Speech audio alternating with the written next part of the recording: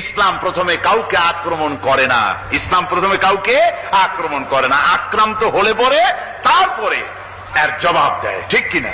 দেখেন না হযরত আলী রাদিয়াল্লাহু তাআলা আনহু ওই যে খায়বারের যুদ্ধে, সেইখানে কেউ খায়বারের এই দুর্গ মুসলমানদের হাতে আসে না, প্রতিদিন যুদ্ধ হচ্ছে, অথচ যুদ্ধে কোনো ফলাফল দেখা যাচ্ছে না। ফজরের এশার নামাজের পর হুজুর বলছেন, ও সাহাবীরা, আগামীকাল আমি এমন এক ব্যক্তির হাতে ইসলামের ঝান্ডা তুলে দেব যাকে আল্লাহ এবং আল্লাহ রসুল বেশি ভালোবাসেন, এবং তিনিও আল্লাহ এবং আল্লাহ রসুলকে বেশি ভালোবাসেন, আর তার হাতেই বিজয় হবে।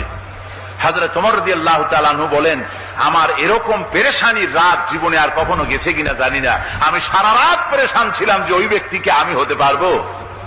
ফজরের নামাজের পর আল্লাহর নবী বলছেন, সাহাবীরা, আমার আলী কোথায়, তাকে দেখছি না কেন? সবাই বলছেন, হুজুর, হযরত আলীর চোখ উঠেছে, তাই নামাজের জামাতে শরীক হতে পারেন না। হুজুর বললেন, তাকে নিয়ে আসুন। দুজন সাহাবীর কাঁধের উপরে ভর করে হযরত আলী এলেন। হুজুর সাল্লাল্লাহু আলাইহি ওয়াসাল্লাম তার মুখের থুতু মোবারক নিয়ে হযরত আলীর চোখে লাগিয়ে দিলেন, সাথে সাথে আগের থেকেও ভালো দৃষ্টিশক্তি সম্পন্ন হয়ে গেলেন। সুবহানাল্লাহ। তো এখানে রাসূল পাক সাল্লাল্লাহু আলাইহি ওয়াসাল্লাম তিনি হযরত আলীর হাতে তরবারি উঠায় দিলেন। জুলফিকার বললেন, আলী, তুমি যাও, আজকের ময়দানে সেনাপতির দায়িত্ব পালন করো। হযরত আলী তরবারি হাতে নিলেন। ইসলাম আক্রমণকারী যে না, সে কথা বলতে আমি এই কথা নিয়ে আসছি। হযরত আলী গেলেন, যায় মুরাহহাবের সামনে পড়েছেন। মুরাহহাব হলো, হাদিসে এসেছে, মুরাহহাব হচ্ছে কাফেরদের নেতৃত্ব দিচ্ছে। মুরাহহাব বলছে, আলী, তোমাকে আমি কিন্তু ভালোবাসি, তুমি আসলে কেন? তোমার প্রতি আমার একটা সফট কর্নার আছে আমার অন্তঃকরণে। তুমি তোমার ছেলে মেয়েকে কি এতিম বানাতে চাও? তোমার বউকে কি বিধবা করতে চাও? আমি তো সেই বীর যে আমার সামনে এসে কেউ কল্লা সাথে নিয়ে যেতে পারে নাই। সুতরাং তুমি যদি ওদেরকে এতিম আর বিধবা করতে না চাও, আমার সামনে থেকে সরে যাও। হযরত আলী বলেন, মুরাহহাব, তুমি কাকে ভয় দেখাতেছ? তোমার তরবারি এই সমাজের কিছু কাফেরেরা ভয় করতে পারে, তুমি কি আমারে চেনো নাকি? তুমি কারে ভয় দেখাও? তাম পৃথিবীর সমস্ত কাফেরদের উপরে আল্লাহ রাব্বুল আলামিন আমাকে বাগ বানায় পাঠিয়েছেন। তরবারি দিয়ে প্রমাণ হবে। মুরাহহাব বলে, তুমি আঘাত করো। কয় না, আক্রমণ তো করব না আমি, আগে তুমি করো, আমি প্রতিহত করব। আক্রান্ত হলে পরে তারপরে জবাব দেব। এরপরে মুরাহহাব আঘাত হানতে লাগলো। হযরতে আলী সমস্ত রণকৌশল দিয়ে আঘাতগুলি তিনি ফিরিয়ে দিতে লাগলেন। এরপরে হযরতে আলী বলছেন, মুরাহহাব, এবার তৈরি হও আমার আঘাত সহ্য করার জন্য। হযরতে আলী জুলফিকার তুলে আঘাত করলেন। এক আঘাতেই দেখা গেল মুরাহহাবের মাথা থেকে শুরু করে শরীর টুকরা হয়ে গিয়া হযরত আলীর তরবারির মুঠা পর্যন্ত মাটির ভিতরে গেড়ে গিয়েছে। খায়বারের দুর্গ দখল হয়ে গেল। পরের দিন আল্লাহর নবী বলেন, আলী, শুনতে পেলাম তোমার ঢাল ভেঙে গিয়েছিল, তারপরে তুমি যুদ্ধ করলে কি দিয়ে? হযরত আলী বলেন, হুজুর, কামুজ দুর্গের ওই কবাটটা, লোহার কবাটটা বাম হাতে নিয়া আর ডান হাতে তরবারি নিয়ে লড়াই করেছি। হুজুর বলেন, কি করে? মানুষ কেমনে এত বড় দুর্গের লোহার কপাট হাতে নিয়ে যুদ্ধ করে? একটু দেখাও তো দেখি। হযরত আলী গতকালকের মতো বাম হাত দিয়া ধরেছেন, নাড়াতে পারেন না। এবার ডান হাত দিয়া ধরেছেন, নাড়াতে পারেন না। ডান আর বাম দুই হাত দিয়া সমস্ত শক্তি দিয়ে এমন জোরে টান মেরেছেন, প্রতিটি লোমকূপের গোড়া থেকে ঘাম বেরিয়ে এসেছে, এক চুলও নড়াতে পারেন নাই। হযরত আলীর মুখখানা মলিন হয়ে গেছে লজ্জায়। হযরত আলী রাদিয়াল্লাহু তাআলা আনহু লজ্জা পেয়ে গেছেন। রাসূল পাক সাল্লাল্লাহু আলাইহি ওয়াসাল্লাম বলেন, আলী, লজ্জা পাওয়ার কোনো কারণ নাই, চিন্তা করার কোনো কারণ নাই। তোমার নিজস্ব শক্তি দিয়া তুমি লড়াই করতে পারো নাই। এত বড় লোহার দরজা নিয়া, কবাট নিয়া মানুষ সেভাবে লড়াই করতে পারে না। আল্লাহ তার দ্বীনকে বিজয়ী করার জন্য তোমার ভিতরে আল্লাহ রাব্বুল আলামিন ক্ষমতা দিয়েছিলেন। জোরে বলেন সুবহানাল্লাহ। আল্লাহ রাব্বুল আলামিন এই জিহাদের ময়দানে যখন মানুষ আসে, আল্লাহ তাদের উপরে মদদ দান করেন। আমার বন্ধুগণ, আল্লাহর দ্বীনকে জমিনের উপরে প্রতিষ্ঠিত করার জন্য যদি আমরা আজও যদি ঐক্যবদ্ধ হই দ্বীন কায়েমের জন্য, তাহলে আল্লাহ রাব্বুল আলামিন আমাদেরকে মদত করবেন। আল্লাহ পাক কোরআনে কারীমের মধ্যে বলেছেন, ওয়া কানা হাক্কান আলাইনা নাসরুল মুমিনিন, মুমিনদেরকে সাহায্য করা আমি আল্লাহর জন্য ওয়াজিব হয়ে যায়। জোরে বলেন সুবহানাল্লাহ। মুমিনদের জন্য সাহায্য করা আল্লাহর জন্য কি হয়ে যায়? ওয়াজিব হয়ে যায়। ভাইরা একটু বৃষ্টি সহ্য করেন না, খুব বেশি বৃষ্টি। আচ্ছা, ওই এটা রহমত। এটা কি রহমত? আমার ভাইরা, জিহাদের ভিতরে সাহাবায়ে কিরাম আল্লাহর জান্নাতে যাওয়ার জন্য তারা জিহাদ করেছেন। তারা দেশ দখলের জন্য জিহাদ করেন নাই, দ্বীন প্রতিষ্ঠার জন্য লড়াই করা ফরজ। দ্বীন প্রতিষ্ঠার জন্য লড়াই করা কি? যেরকম কি? আর এই ফরজ দায়িত্ব পালন করতে গিয়ে যদি কেউ মারা যায়, তাহলে কোথায় যাবে?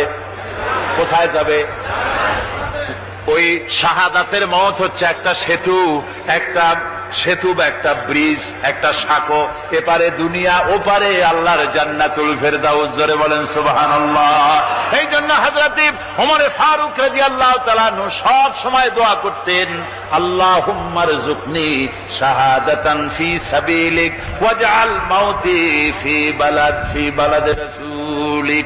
আল্লাহ রাব্বুল আলামিন, আমাকে রাসূলের শহরে মওত দাও, আর আমাকে তোমার দ্বীনের রাস্তায় শাহাদাত মঞ্জুর করো। জোরে বলেন আমিন। এটা আমাদের দোয়া, আমারও দোয়া, আমার সারা জীবনের স্বপ্ন, সারা জীবনের স্বাদ, আল্লাহ যেন শাহাদাতের মওত নসিব করে দেন। জোরে বলেন আমিন। এর থেকে উন্নত মানের মওত আর নাই।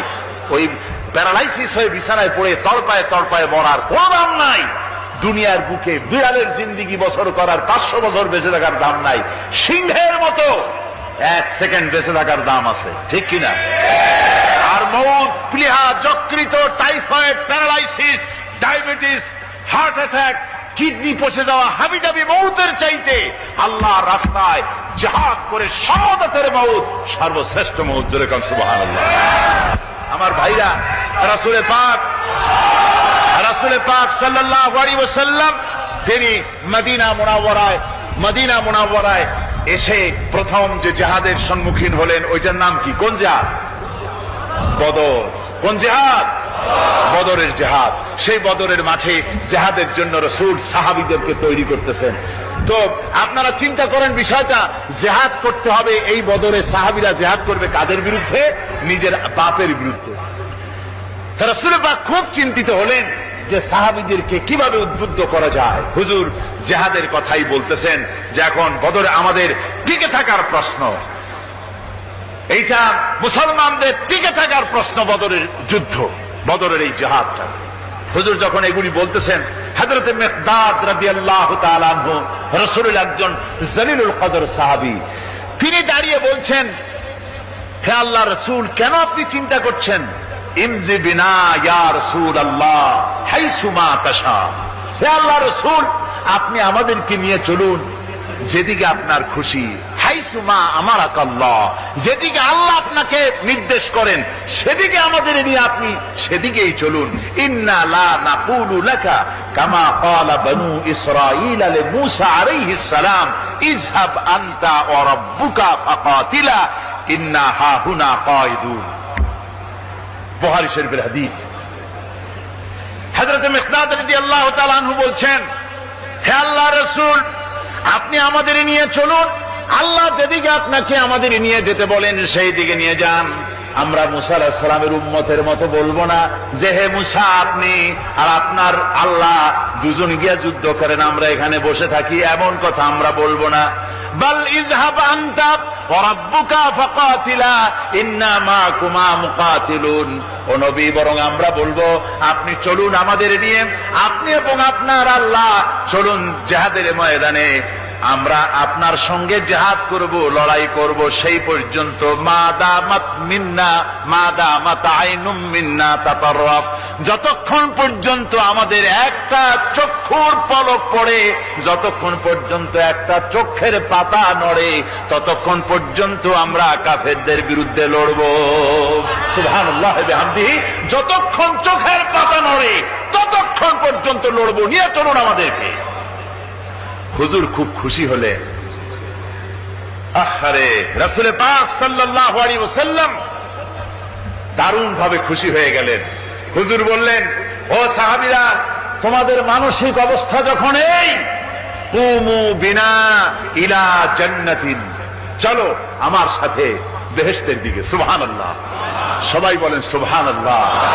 কুমু বিনা ইলা জান্নাতিন আরদুহা কারদিস সামাওয়াতি ওয়াল আরদ, সেই বেহেশতের দিকে চলো যে বেহেশতের বিশালতা প্রশস্ততা এই পৃথিবী এবং আকাশের চাইতে অনেক বড়, সেই বেহেশতের দিকে চলো।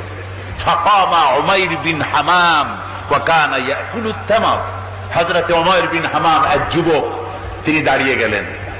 আমার মুসলমান ভাইরা, যুবকদের অবদান কিন্তু ইসলামে সব চাইতে বেশি। জোরে কোন সুবহানাল্লাহ।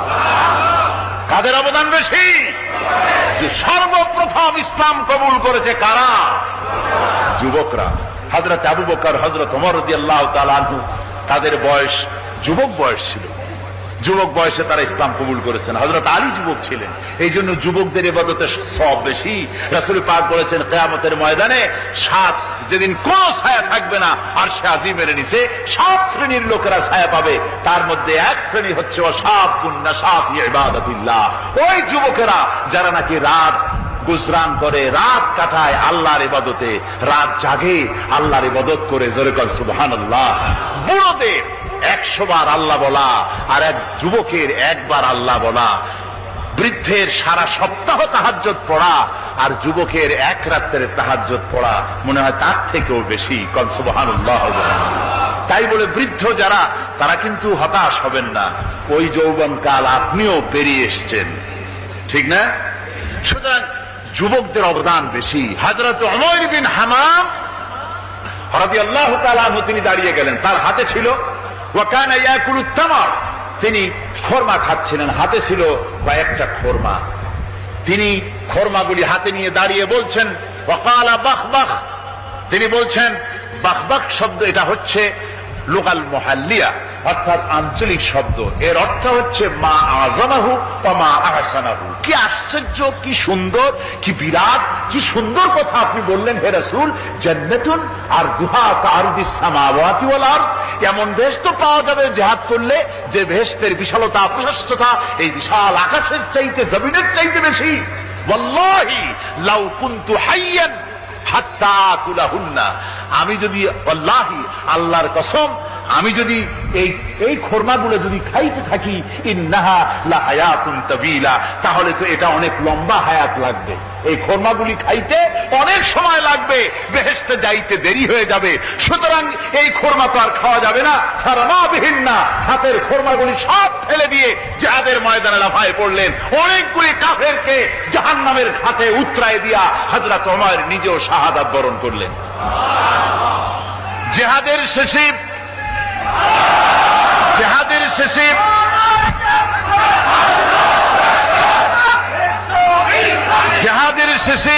শহাদায়ে বদরের সমস্ত শহীদদের লাশ এক জায়গায় এনে সাহাবীরা বললেন, হে আল্লাহর রাসূল, আপনি যখন জান্নাতের বর্ণনা দিতেছিলেন তখন যে যুবকটা খোরমা খেতেছিল আর জান্নাতের আশায় হাতের খোরমা ফেলে দিয়েছিল, যে এই খোরমাগুলি খাইতে গেলে তো সময় লাগবে অনেক, বেহেশতে যেতে দেরি হয়ে যাবে, এই কথা মনে করে হাতের খোরমা ফিকে ফেলে জিহাদের ময়দানে এসে শাহাদাত বরণ, যে যুবকটি জিহাদ করেছিল তার লাশে সেও শাহাদাত বরণ করেছে। রাসূল পাক হযরত ওমরের চেহারার দিকে লক্ষ্য করে তার দিকে অঙ্গুলি সংকেত করে হুজুর বলছেন, ইন্নাকা মিন আহলিহা, ওমর, যে বেহেশতের জন্য তুমি খোরমা খাওয়ার ধৈর্য ধরতে পারো নাই, আমি নবী সাক্ষী দিচ্ছি তুমি সেই জান্নাতের অধিবাসী। আমার ভাইয়েরা, ওই জান্নাতে যাওয়ার জন্য, আল্লাহ দ্বীনকে প্রতিষ্ঠার জন্য আমাদেরকে ঐক্যবদ্ধ হতে হবে। আল্লাহ দ্বীনের জন্য আল্লাহর নবীর যে আদর্শ, সে আদর্শ প্রতিষ্ঠার জন্য এগিয়ে আসতে হবে। যদি আমরা তা করতে পারি, আমরা সংখ্যায় কত, আমাদের অস্ত্র আছে কি নাই, আমাদের জনবল কত, আমাদের সৈন্যবল কত, এগুলি প্রশ্ন না। প্রশ্ন হচ্ছে ولا تهنوا ولا تحزنوا وأنتم الأعلون إن كنتم مؤمنين। কোনো ভয় নাই, কোনো চিন্তা নাই। যদি তোমরা মুমিন হও, আমি আল্লাহ তোমাদেরকে বিজয়ী করব। জোরে বলেন সুবহানাল্লাহ। মুসলমানেরা তো সেই জাতি, যাদের ময়দানে যখন মুসলমানদেরকে সাহায্য দরকার হয়েছে, আল্লাহ রাব্বুল আলামিন আকাশ থেকে ফেরেশতা নাজিল করেছে কিনা কোন? কবি বলছেন, ফিজায়ে বদরি पैदा कुन फरिश्ते तेरी नसरत को उतर सकते गर्दों से कतर अंदर कतार भी। বদরের মুসলমানদের মতো ঈমান যদি আজও তোমরা আনতে পারো, তোমাদের ভিতরে হয়ে যায়, তাহলে আল্লাহ রাব্বুল আলামিন তোমাদের জন্য কাতারে কাতারে ফেরেশতা তোমাদের জন্য নাজিল করে দিতে পারেন। তোমরা সেই জাতি, তোমরা সেই মুসলমান। ফিরে আসো ইসলামের দিকে, ফিরে আসো দ্বীনের দিকে, রাসূলের সঙ্গে মহব্বতটা জুড়ে দাও। কি মুহাম্মদ সি ওফাতুনে তু হাম তেরে হ্যাঁ, ये जहां चीज ही क्या लोहे कलम तेरे। মুহাম্মদ সাল্লাল্লাহু আলাইহি ওয়াসাল্লামের সঙ্গে তুমি যদি মহব্বতের সম্পর্ক স্থাপন করতে পারো, অনুসরণ আর অনুকরণের, তাহলে আকাশ আর জমিন তো দূরের কথা, লৌহ কলম পর্যন্ত আল্লাহ তোমার জন্য করে দিবেন।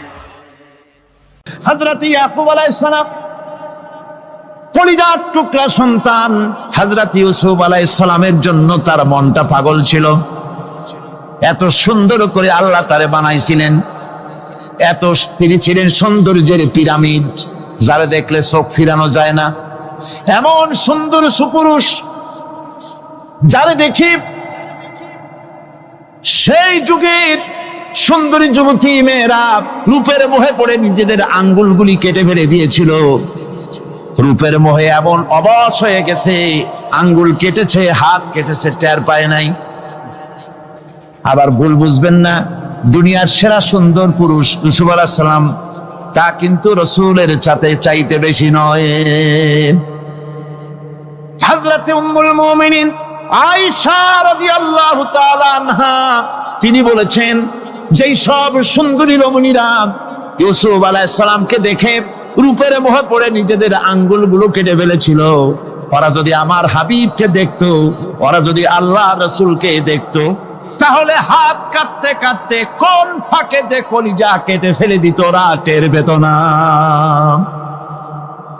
আবার বন্ধুগণ, হযরত আইয়ুব আলাইহিস সালাম সন্তানের মায়া, অন্যান্য ভাইরা হিংসায় পড়ে গেল, তারা নিয়ে তাকে কুয়ায় ফেলে দিল। সেখান থেকে তারা একটা ছাগল বা কোনো পশু জবাহ করে তার রক্ত মাখাইয়া জামা এনে হাজির করে দিল হযরত ইয়াকুব আলাইহিস সালামের সামনে, যে তারে নিয়ে খেলা করতে গিয়েছিলাম, আমরা খেলায় লিপ্ত ছিলাম, বাগে খাইয়া ফেলাইছে। এগুলি কি গপ্প? এগুলি কি কোরআন? আল্লাহ পাক শোনাচ্ছেন, বিশ্ববাসীকে শোনাইছেন। সূরা ইউসুফের চাইতে এত সুন্দর উপাখ্যান গোটা পৃথিবীতে আর নাই। সুবহানাল্লাহ। অনেকে ইউসুফ জুলাইখার কিসসা খুব মজা করে পড়ে, ফুর্তি করে, প্রেমের গল্প পড়ে। এটা কোনো প্রেমের গল্প নয়। ইউসুফ আলাইহিস সালাম, জুলাইখা ইউসুফ আলাইহিস সালামের জন্য কাঁদতে কাঁদতে চোখ কানা হয়ে গেছে। এরপর ইউসুফ আলাইহিস সালাম জুলাইখারে পাওয়ার জন্য পাগল হয়ে গেছে। নাউজুবিল্লাহ, এটা হয়নি কখনো। তিনি আল্লাহর পয়গম্বর, আর আল্লাহ কেমনি তারে বাঁচিয়েছেন, যখন জুলাইখা ঘরের ভিতরে সুন্দর করে যৌন উন্মাদনামূলক চিত্র অঙ্কিত করে ঘরের মধ্যে আটকায় দিয়েছে, তালা লাগায় দিয়েছে, আর নিজে যৌন উদ্দীপক কাপড় চোপড় পরেছে না পরার মতোই। সে যুগের সুন্দরী মেয়ে জুলাইখা, তার কুপ্রবৃত্তিকে চরিতার্থ করার জন্য আহ্বান করা হয়েছে। হযরত ইউসুফ আলাইহিস সালাম লক্ষ্য করে দেখলেন এমন জায়গা, এখান থেকে পালাবার তো পথ নাই, দরজা বন্ধ করে দিয়েছেন। তিনি শুধু তখন কেবলমাত্র আল্লাহ রাব্বুল আলামিনকে ভয় করলেন। আল্লাহকে ভয় করে আল্লাহর নাম নিয়ে যখন তালাবদ্ধ দরজার দিকে দৌড় দিয়েছেন, আল্লাহ রাব্বুল আলামিন আপন কুদরতে তালাগুলি খুলে দরজা তার জন্য উন্মুক্ত করে দিলেন। ইউসুফ আলাইহিস সালামকে হালাই দিয়ে এভাবে করে কাপড় এনে দিল তার সামনে, রক্তমাখা কাপড় পেয়ে হযরতে ইয়াকুব আলাইহিস সালাম সন্তানদের মুখে কাহিনী শুনে তিনি কি বললেন? কোরআনে কারীম তা কোট করেছে, তিনি চিক দিলেন না, ফাল দিলেন না, ফিট হয়ে পড়লেন না। তিনি বললেন, কলিজার টুকরা সন্তান তার মরার খবর শুনেছেন। তিনি বললেন কি? ফাসাবরুন জামিলুন ওয়াল্লাহুল মুস্তাআনু আলা মা তাসিফুন। আমি উত্তম সবর অবলম্বন করব। তোমরা যে কাহিনী রচনা করেছো এর বেলায় আমি আল্লাহর কাছে সাহায্য চাই, আমি উত্তম সবর অবলম্বন করব। আমার ভাইয়েরা, 11 ভাই মনে করেছিল ইউসুফ আলাইহিস সালামকে মরণ কুয়ায় ফালাই দিছি। তারা তো ঠিক পায় নাই এটা মরণ কুয়া না, এটা হচ্ছে একটা সুড়ঙ্গ, যাকে ইংরেজিতে বলে টানেল। এটা এমন একটা সুড়ঙ্গ, ওরা মনে করেছে মরণ কুয়া, কিন্তু আল্লাহ রাব্বুল আলামিন এই কুয়াতে এমন বানালেন, ওরা একদিকে ফালাই দিল মরণ কুয়ায়, এই কুয়ার আর এক মুখ দিয়া আল্লাহ রাব্বুল আলামিন ইউসুফ আলাইহিস সালামকে নিয়ে মিশরের সিংহাসনে বসায়া দিলেন। এটা মরণ কুয়া নয়, এটা রাজ সিংহাসনে বসার সুড়ঙ্গ পথ। ইউসুফ আলাইহিস সালাম আজ প্রেসিডেন্ট, সুবহানাল্লাহ, প্রেসিডেন্ট হয়ে বসে আছেন। ওদিকে কেনানে অভাব লেগে গেছে, সেখানকার মানুষেরা সাহায্য নিতে এসেছে, ওই 11 ভাইও আসছে। হযরত ইউসুফ আলাইহিস সালাম দেখি চিনে ফেলেছে, ওরা কিন্তু তখনও ঠিক পায় নাই। হযরত ইউসুফ আলাইহিস সালাম চিনে ফেলেছেন, এখন কি করা উচিত? সবগুলাকে ঠ্যাং উপরের দিকে উঠাইয়া তারপরে সমানে ধোলাই দেওয়াইতেও স্বাভাবিক ছিল, আমাদের মতো মানুষ হইলে, ঠিক কিনা? ঠিক তো বলবেনি, অভ্যাস তো এটাই। হযরত ইউসুফ আলাইহিস সালাম তাদের সামনে পরিচয় দিলেন।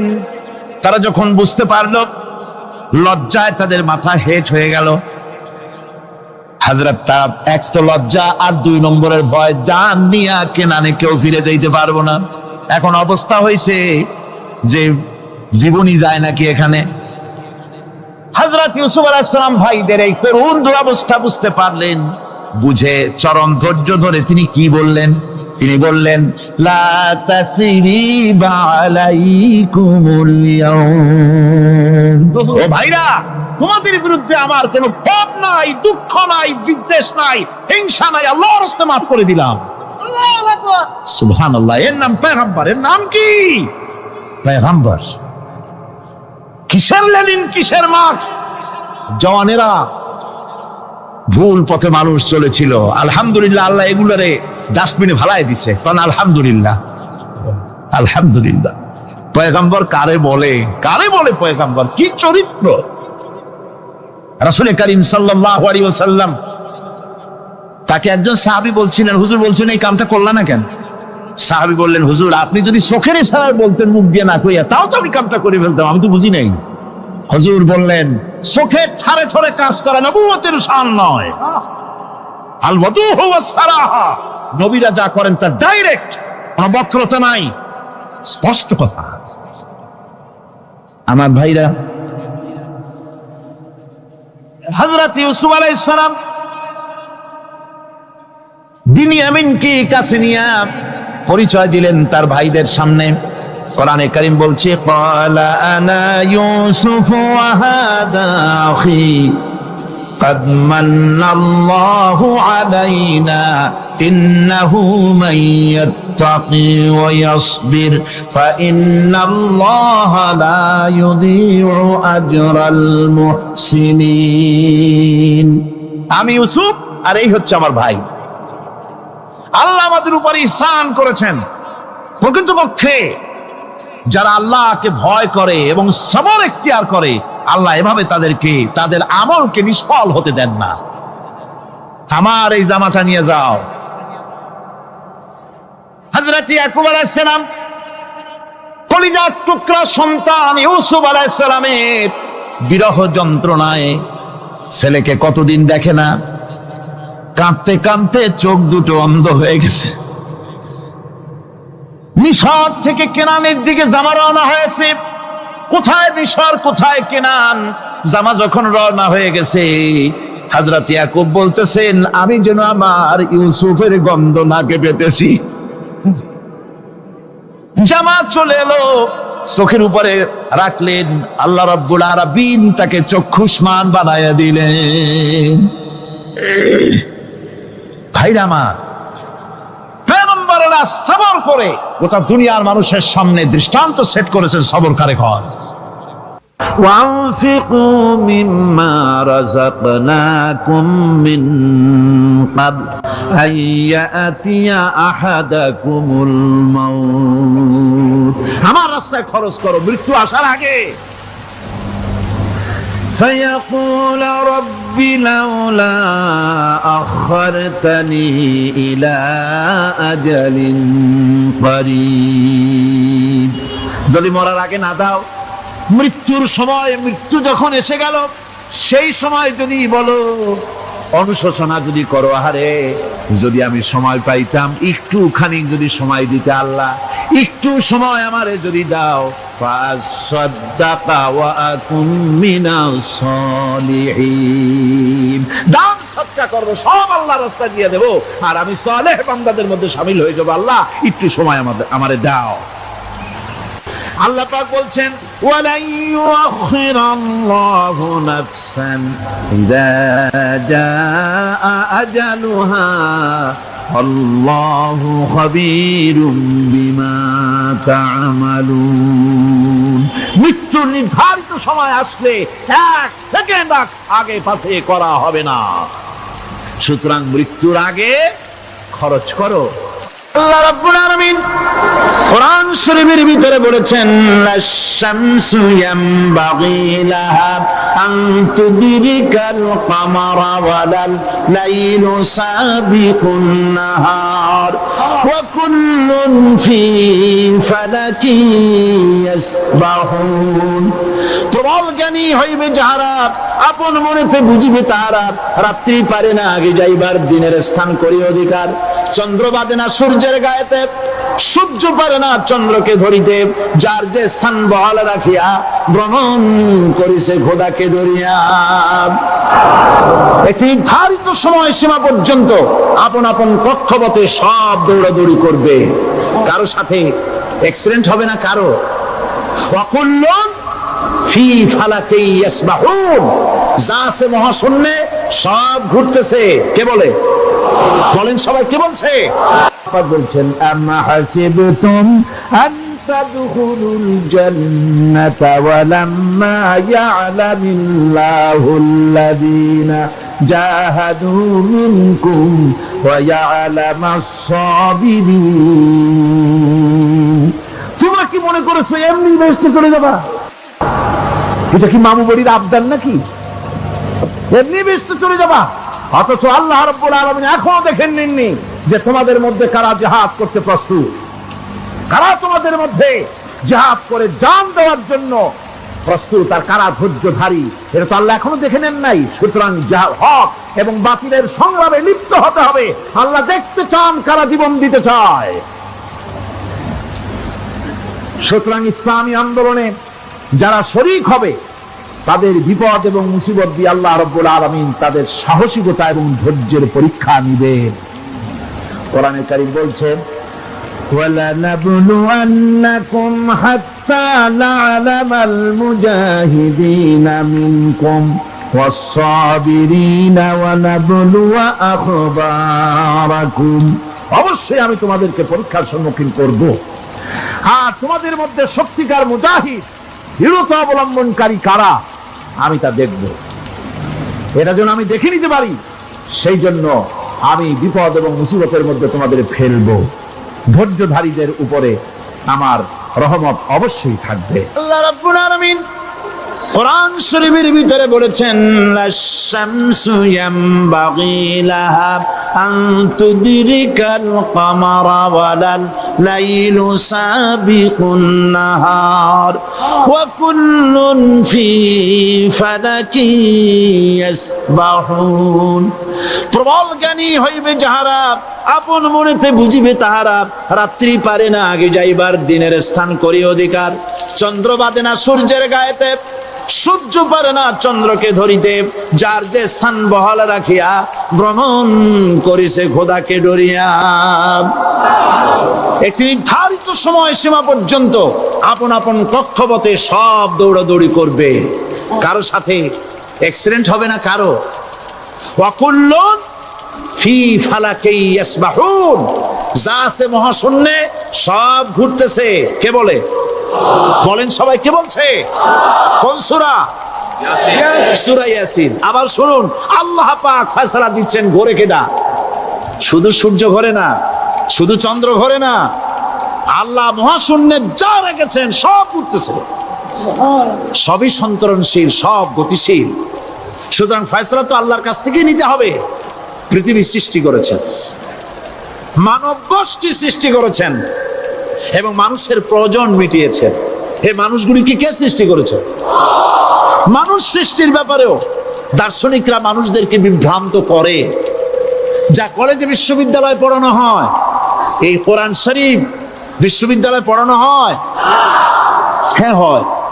কয়েকটা আয়াত, কয়েকটা সূরা পরীক্ষায় পাশ করার জন্য একটু একটু অপশনাল রেখে দেওয়া হয়েছে। বর্তমান যে শিক্ষা কমিশন, শামসুল হক শিক্ষা কমিশন রিপোর্ট মন্ত্রী পরিষদে অনুমোদন করেছে বর্তমান সরকার। এই শিক্ষানীতিতে বলা হয়েছে ক্লাস 1 থেকে নিয়ে ক্লাস 5 পর্যন্ত ধর্মীয় শিক্ষা দিতে দেওয়া হবে না। তাহলে ক্লাস 5 পর্যন্ত যদি ধর্মীয় শিক্ষা না থাকে, তাহলে ক্লাস 6-7 এ ওঠার পর আলিফ জাওরা বাজাবরবা আনাকুম জানাকুম ছেলেরা পড়বে? মেয়েরা পড়বে? আসল উদ্দেশ্য হলো ইসলাম থেকে জাতিকে দূরে সরাবার জন্য ষড়যন্ত্র। এই সরকারের প্রণীত শিক্ষানীতি আমরা মানি না। আপনারা মানেন? যেই মাদ্রাসা মানুষের চরিত্র সৃষ্টি করে, বর্তমান সরকার সেই মাদ্রাসাগুলি একটা একটা করে ধ্বংস করার পরিকল্পনা গ্রহণ করেছে। সুতরাং আসল শিক্ষা হলো কোরআনের কাছে। আসল শিক্ষা কোথায়? কোরআনের কাছে। কোরআন যদি শিখানো হতো, কোরআন যদি শিখানো হতো কলেজে বিশ্ববিদ্যালয়, তাহলে গতকাল চট্টগ্রাম বিশ্ববিদ্যালয় থেকে যেসব ছেলেরা বিশ্ববিদ্যালয় কর্তৃপক্ষ কর্তৃক বরাদ্দকৃত, হাইজ্যাক করা নয়, বরাদ্দকৃত 4খানা বাস দিয়ে কোরআন শুনতে আসতে চেয়েছিল, বর্তমান সরকারের তথাকথিত সোনার ছেলেরা আসতে দিল না। কোরআন যদি তারা পড়তো, তাহলে কোরআন শরীফ শুনতে তারাও আসতো। কপাল পড়া। জোরে বলেন কি? আরো জোরে বলেন কি? কপাল পড়া। সব ভালো লাগে, কোরআন ভালো লাগে না। এদেরকে শিখানো হয়েছে, আরে তোমরা তো মানুষ না। বলে আমরা কি? তো তোমাদের ডারউইন বাবাজি বলে নাই, শোনো নাই? কি পড়ো টড়ো তোমরা, বুদ্ধি শুদ্ধি রাখো না। ডারউইন বলেছে, থিওরি অফ ইভলিউশনের মধ্যে বলেছেন মানুষ মানুষ না। বলে কি? মানুষ হলো বান্দর।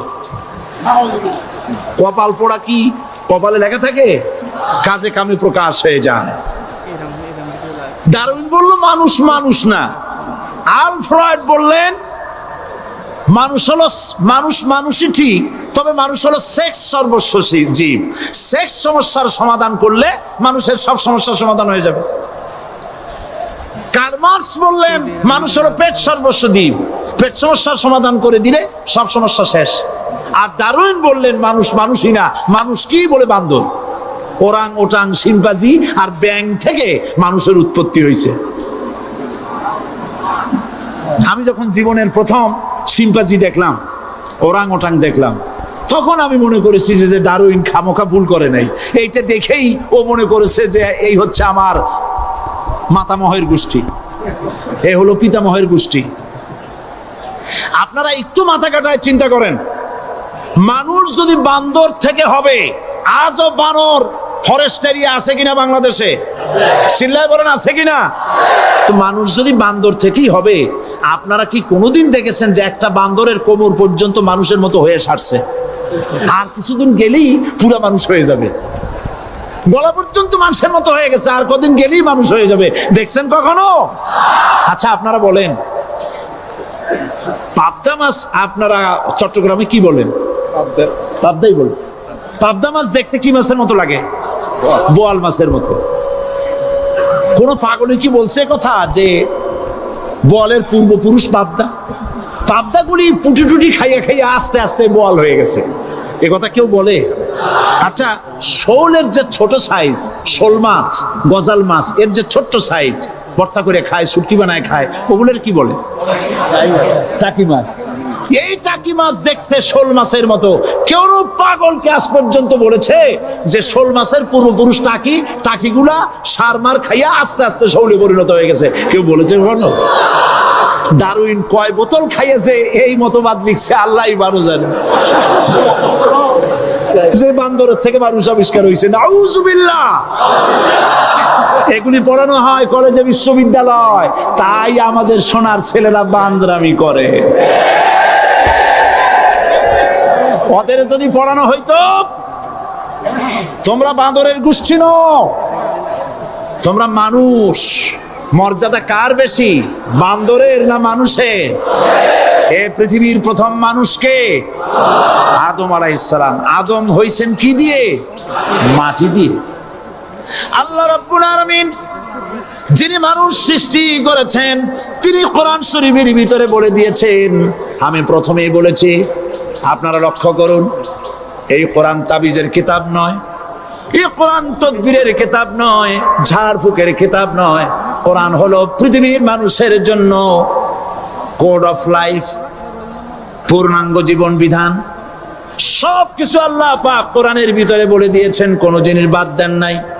আপনি আমি কেমনে সৃষ্টি হয়েছি আল্লাহ পাক কোরআনের ভিতরে বলেছেন, ইন্না খালাকনাকুম মিন তুরাবিন সুম্মা মিন নুতফাতিন সুম্মা মিন আলাকাতিন সুম্মা মিন মুদগা। নিষ্প্রাণ মাটি দিয়ে তোমাকে উৎপন্ন করা হয়েছে, নিষ্প্রাণ মাটির উপাদান দিয়ে তোমাকে তৈরি করা হলো। মায়ের পেটের ভিতরে এক ফোঁটা নাপাক পানি জমাট রক্তে পরিণত হয়ে গেল। জমাট রক্ত আস্তে করে গোস্ত পিণ্ড হলো। গোস্ত পিণ্ডকে সুন্দর করে সাজায়া, হাড্ডি গুড্ডি বানায়া, স্ট্রাকচার তৈরি করে তার উপরে ফাকাসাউনাল ইযামা লাহমা, চামড়া দিয়ে গোস্ত দিয়া সাজায়া সুন্দর করে বানালাম। আল্লাহর পরিচয় শুনুন, আল্লাহ আমার কেমন আল্লাহ। মায়ের পেটের ভিতরে সন্তান বানায়া, এরপরে যখন রূহ দেওয়া হয়েছে, ক্ষুধা লেগেছে, খাবারের প্রয়োজন হয়েছে, আল্লাহ রাব্বুল আলামিন ওই কচি বান্দা মায়ের পেটে বসে কি খাবে, সেজন্য তার মা চিন্তা করে নাই, বাবা চিন্তা করে নাই, সরকার চিন্তা করে নাই। আল্লাহ রাব্বুল আলামিন মায়ের মাসিক অসুখকে বন্ধ করে দিয়ে সন্তানের নাভির সাথে আর মায়ের নাভির সাথে তার লাগায়া, পাইপ লাগায়া মায়ের মাসিক অসুখের রক্তগুলি দিয়ে সন্তানকে বড় বানালেন। মুখ দিয়া এই রক্ত পান করালেন না, মুখটাকে পবিত্র রেখে দিলেন যাতে করে পৃথিবীতে আসার পর ওই মুখ দিয়া আল্লাহ রাব্বুল আলামিনের জিকির করতে পারো। সন্তান মায়ের ভিতরে, পেটের ভিতরে বড় হলো। আল্লাহ রাব্বুল আলামিন বলেন, মাস দিন যখন পুরা হয়ে গেল, সুম্মা নুখরিজুকুম তিফলা, বাচ্চার আকারে পৃথিবীতে নিয়ে আসলাম। এখন খাবা কি? পৃথিবীতে যখন বাচ্চা এলো, তখন তার পেটের সাথে যে সংযোগ ছিল মায়ের নাভির সাথে আর সন্তানের নাভির সাথে, সেই সংযোগ তার আর কি থাকলো? কি করা হলো? কেটে দেওয়া হলো। লক্ষ্য করুন, খাবারের জন্য একটি মাত্র পাইপ আল্লাহ লাগাইছিলেন, পৃথিবীতে সন্তান আসার সঙ্গে সঙ্গে পাইপটা কেটে দেওয়া হলো। এবার কি খাবে? আল্লাহ রাব্বুল আলামিন মায়ের বুক থেকে সন্তানের জন্য এবার সিঙ্গেল সিগন্যাল, তার জন্য সিঙ্গেল কোন লাইন যেটা ছিল কেটে দিয়া মায়ের বুক থেকে সন্তানের জন্য ডাবল লাইন আল্লাহ চালু করে দিলেন। এমন দুধ বানায় দিলেন যা শুধু খাবার নয়, শুধু ফুড ভ্যালু নয়। এই দুধের ভিতরে ক্যালসিয়াম, এর মধ্যে ভিটামিন, এর মধ্যে আয়রন, এর মধ্যে মেডিসিন। দুনিয়ার এই সন্তান ছিল ফি কারারিন মাকিন, সুরক্ষিত জায়গার ভিতরে ছিল। কোনো পলিউশন সেখানে যেতে পারতো না, রোগের জার্ম সেখানে যেতে পারতো না। দুনিয়ায় এলো দূষিত আবহাওয়ার ভিতরে। এই সন্তানকে এখনই অ্যান্টিবায়োটিক খাওয়ালে পরে অসুবিধা হবে। আল্লাহ রাব্বুল আলামিন মায়ের দুধের ভিতরে ঔষধ দিয়া রোগের প্রতিষেধক বানায়া দিলেন। এ হলো আমার আল্লাহ। এ আমার কে? আল্লাহ। জোরে বলেন আল্লাহ। আল্লাহ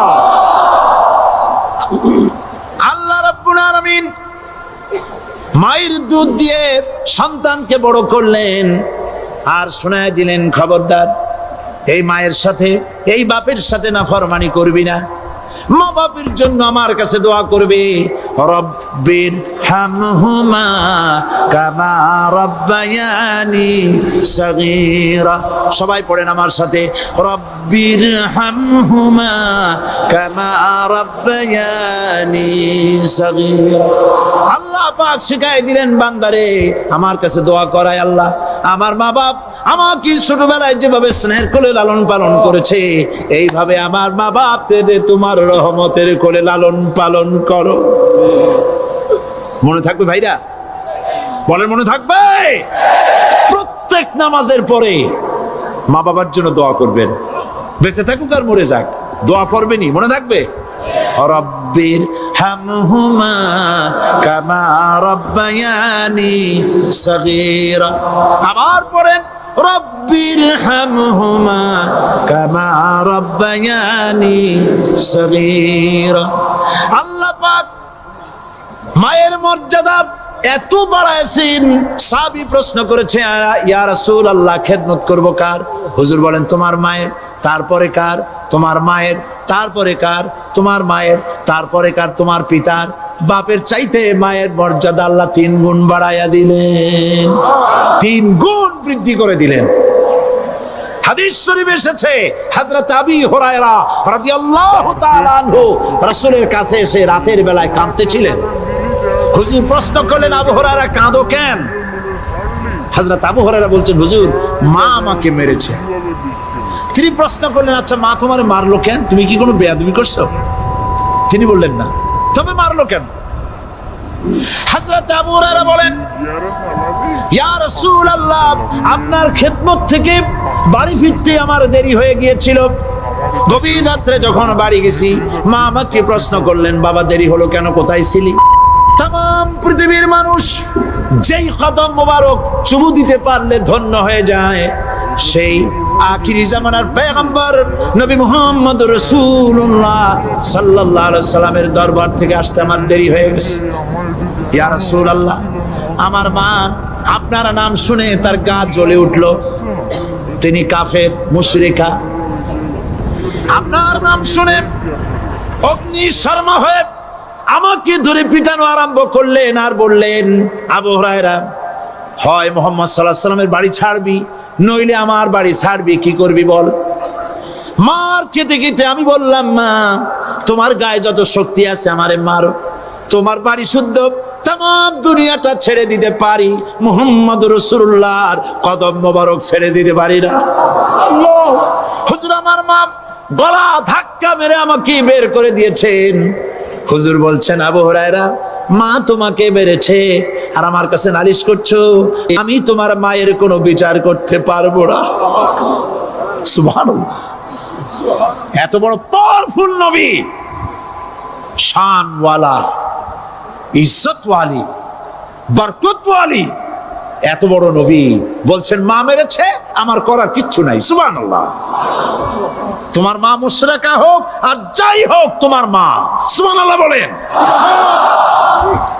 আমার বন্ধুগণ, হযরত আবু হুরায়রা বলেন, ইয়া রাসূলুল্লাহ মায়ের বিরুদ্ধে কোনো অভিযোগ নিয়ে আমি আপনার কাছে আসি নাই। হুজুর বললেন, কেন আসছো বলো খুলে? আবু হুরায়রা বলেন, হুজুর আমি জানি আপনি আল্লাহর দরবারে যদি কোনো ব্যাপারে হাত তোলেন আল্লাহ মঞ্জুর করে ফেলেন। আপনি দয়া করে আমার মার জন্য দোয়া করেন, আল্লাহ যেন হেদায়েত দিয়ে দেন। আমার নবীজি দুখানে হাত উত্তোলন করলেন, বললেন, আল্লাহুম্মা ইহদিহুম্মা আবি হুরায়রা, আয় আল্লাহ আমি দোয়া করতেছি আবু হুরায়রার মাকে হেদায়েত নসিব করো। হুজুর হাত তুলে মোনাজাত করছেন, আবু হুরায়রা দৌড় দিলেন বাড়ির দিকে। কয়েকজন সাহাবী হযরত আবু হুরায়রার জামা টেনে ধরেছে, এই ভদ্রলোক দৌড়ায় কেন? এত শান্ত মানুষ, কখনো গরম হয়ে কারো সঙ্গে কথা বলে না, এই মানুষটা দৌড়ায় কেন? কোনো বিপদ হইল নাকি? জামা টেনে ধরে বলে, আবু হুরায়রা দৌড়াও কেন? হযরত আবু হুরায়রা বলেন, জামাত ছেড়ে দাও, কোনো বিপদ আমার হয় নাই, আমি দৌড়াইয়া বাড়ি যাই দেখতে চাই। আমি দৌড়াইয়া আগে বাড়ি যেতে পারলাম না, আমার নবীর দোয়া আগে আমার বাড়ি চলে গেছে, আমি এটা দেখতে চাই। হযরত আবু হুরায়রা দৌড়াতে দৌড়াতে বাড়ি চলে গেছেন। দরজায় নক করলেন, ভেতর থেকে আওয়াজ এলো, কে? তিনি বললেন, আমি আবু হুরায়রা, মা দরজা খুলে দাও, আমি তোমার সন্তান। মা বললেন, বাবা অপেক্ষা করো, দরজা খুলতেছে। হযরত আবু হুরায়রা বলেন, মায়ের গলার আওয়াজের ভেতরে কুফরি কর্কশতা পেলাম না, মায়ের গলার আওয়াজের ভেতরে তাওহীদের নরমিয়াত পেলাম। আমার কাছে মনে হলো আমি আবু হুরায়রা বাড়ি আসার আগে নবীজির দোয়া আল্লাহর আরশে পৌঁছে গেছে। আবু হুরায়রা বলছেন, মা আমার কিছুক্ষণ পরে ঘরের থেকে বেরিয়ে এসেছেন, আমি দেখলাম মায়ের শরীর ভিজা, মাথার চুল দিয়া পানি টপকাচ্ছে। মা আমার বললেন, বাবারে তোমাকে মারার পর আমি নিদারুণ অনুশোচনায় পড়েছিলাম, মনে মনে ভাবলাম, আহারে আমার সন্তানরা আমি কেন মারলাম? সে তো কোনো খারাপ কাজ করে নাই, কোনো খারাপ জায়গায় যায় নাই, এত ভালো মানুষ, যার সম্পর্কে লোকেরা খামোখাই মিথ্যা কথা বলে, এই ভালো মানুষটার কাছে গেছে, সেজন্য আমি মারলাম কেন? বাবা গো, আমি আমার ভুল বুঝতে পেরেছি, জীবনের ভুলও ধরা পড়েছে, আমাকে জলদি করে নিয়ে চলো বিশ্ব নবীর দরবারে। হযরত আবু হুরায়রার মা রাসূলুল্লাহর খেদমতে এসে ঘোষণা করলেন, আশহাদু আল্লা ইলাহা ইল্লাল্লাহু ওয়াহদাহু লা শারীকা লাহু ওয়া আশহাদু আন্না মুহাম্মাদান আবদুহু ওয়া রাসূলুহু। আমার ভাইরা, আল্লাহ রাব্বুল আলামিন মানুষ সৃষ্টি করে পৃথিবীতে পাঠায় দিলেন, খাবারের ইন্তজাম করলেন, এগুলি সব আল্লাহর পরিচয়। আল্লাহরে চেনার জন্য বড় বড় কিতাব ঘাটা লাগে না, কিসমতে যদি থাকে দুই একটা দৃষ্টান্ত যথেষ্ট হয়ে যায়। সুবহানাল্লাহ, সুবহানাল্লাহ, দুই একটা দৃষ্টান্ত যথেষ্ট। আল্লাহ পাক সমস্ত সৃষ্টি জগৎকে তৈরি করলেন, সৃষ্টি করলেন, আর তাদের খাদ্যের ব্যবস্থা করলেন। কে করেছেন খাদ্যের ব্যবস্থা? খাদ্য দেন আল্লাহ। কিন্তু অহংকারী যারা, তারা বলে দেশের বাম্পার ফলনের জন্য সমস্ত কৃতিত্ব সরকারের। বলেন আস্তাগফিরুল্লাহ, বলেন নাউজুবিল্লাহ। এদের একজন বলছিল, 3 বছর কিছু দিবার পারুম না, লোকেরা কয় আমরা না খাইয়ে থাকুম, আল্লাহ কয় আমিও দেহুম, কদ্দুর পারো না খাইয়ে থাকতে। ফসল কে দেন? জোরে বলেন, কে দেন? বাম্পার ফসলের ফলনের দাবি সরকার করতে পারে না, এটা কুফরি, এটা শিরক।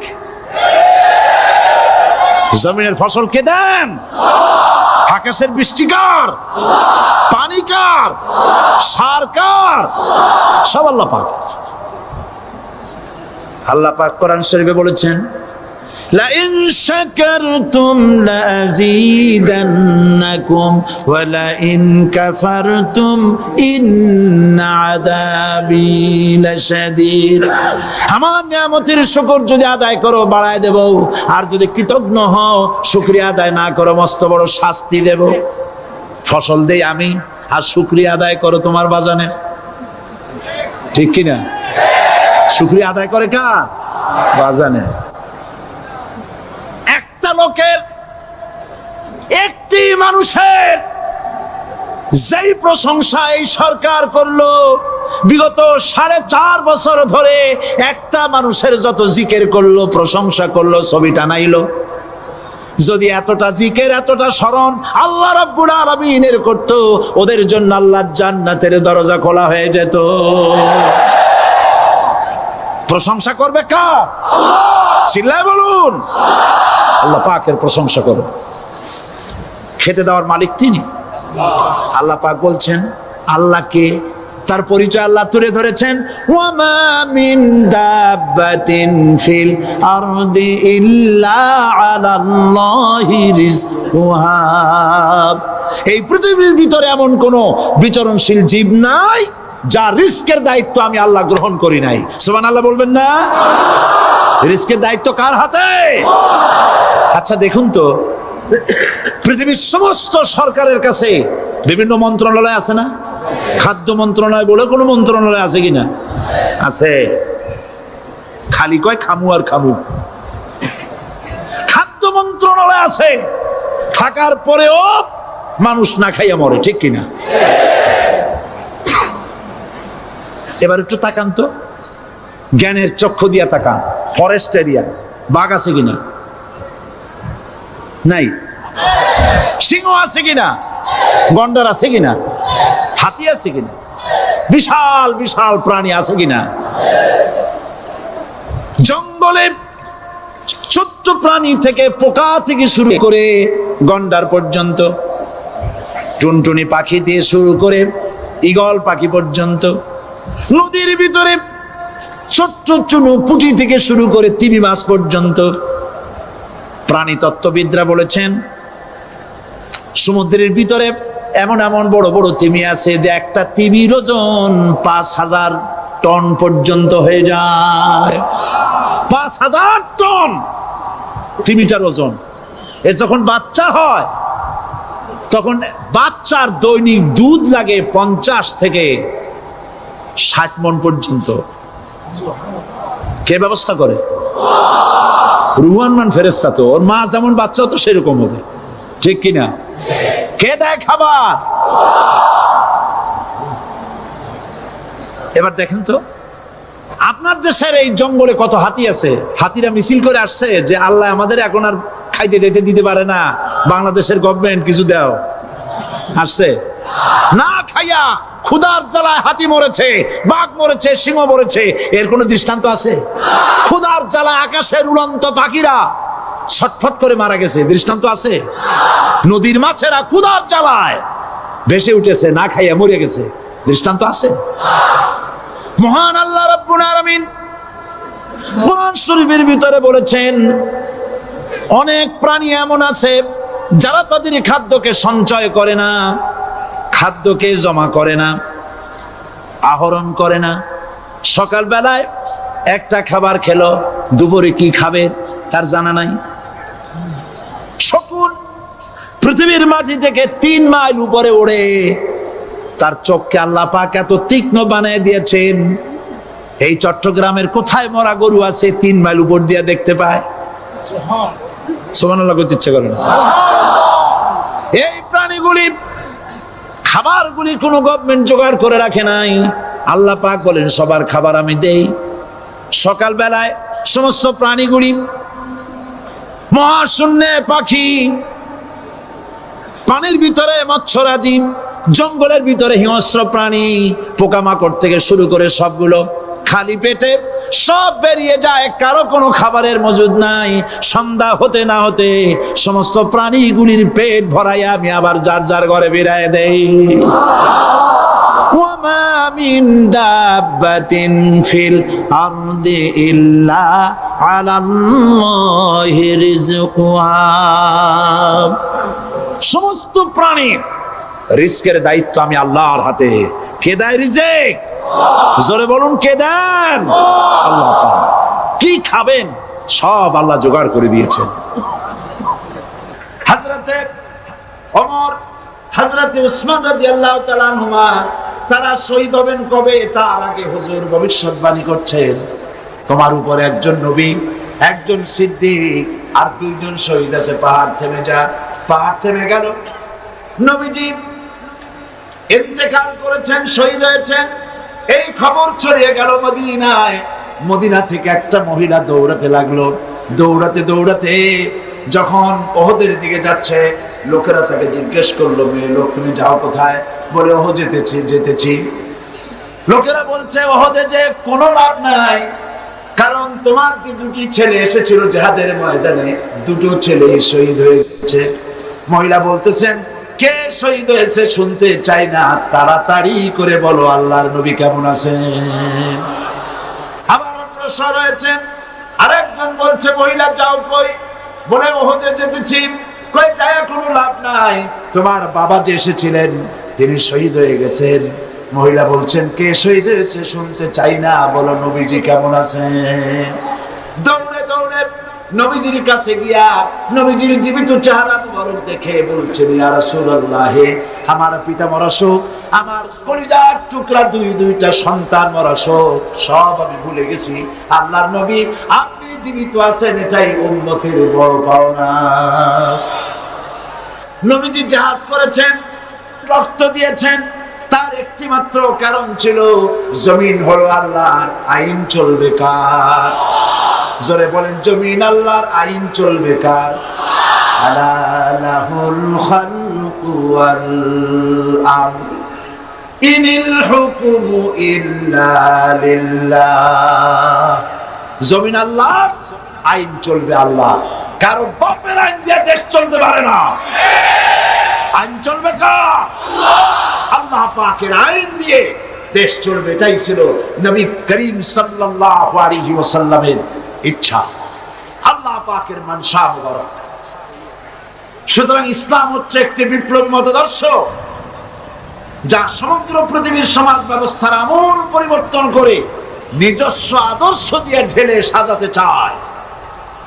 আর মুসলমান হচ্ছে সেই আন্তর্জাতিক বিপ্লবী দল যারা আল্লাহর রং দিয়ে দুনিয়াকে রাঙাতে চায়। আর এই উদ্দেশ্য হাসিলের জন্য ইসলামী দলের বিপ্লবী চেষ্টা সাধন এবং চূড়ান্ত শক্তি প্রয়োগের নামই হচ্ছে জিহাদ। এটার নাম কি? জিহাদ। ইহুদি, খ্রিস্টান, দুনিয়ার বিভিন্ন জাতি, তারা দেশ দখলের জন্য তারা যে লড়াই করে, এই লড়াইয়ের নাম দস্যুতা। এই লড়াইয়ের নাম কি? দস্যুতা। তারা দস্যু বৃত্তি করে দুনিয়ার ছোট ছোট দেশগুলিকে নিজেদের পদানত করার জন্য চেষ্টা চালায়। সুতরাং জিহাদের উদ্দেশ্য হবে মানব সমাজে আল্লাহর আইন চালু করা। কার আইন? আল্লাহর আইনকে চালু করা। এটাই হচ্ছে জিহাদের মূল উদ্দেশ্য।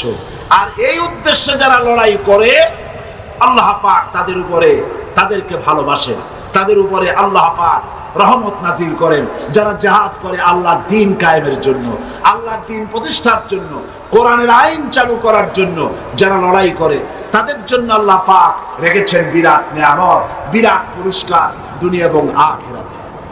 তবে লড়াই করতে গিয়ে যুদ্ধের ময়দানে শাহাদাতের তামান্না সম্পর্কে রাসূলুল্লাহ বলেছেন, যার ভিতরে শাহাদাতের তামান্না নাই, মুনাফিকের মউত হবে। জিহাদের ইচ্ছাও নাই, মুনাফিকের মউত হবে। বলুন নাউযুবিল্লাহি মিন যালিক। এই মুনাফিকের মউত যেন আমাদের না হয়। জিহাদ, আপনারা কি জিহাদকে ভয় পান? রাসূলুল্লাহ বলেছেন,